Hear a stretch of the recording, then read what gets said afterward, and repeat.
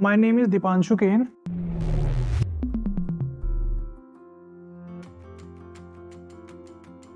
So during the month of September, when I was not performing to my expectation in the mocks exam, I was feeling very low and tried to think that this year I will not be able to make it.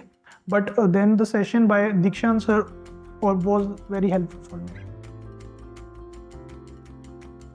My biggest weakness was I was not good in VARC section and was not in a habit of reading newspaper and reading passages.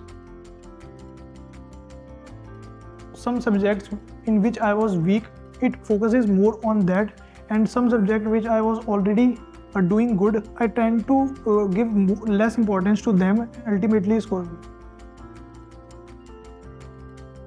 MBAGuru definitely played an important role in my CAT journey.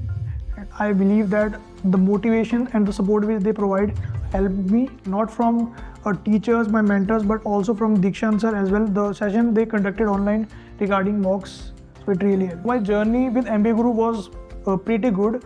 Right from the start, the mentors was very supportive and always helping me, and the mock which MBAGuru provide is also very good.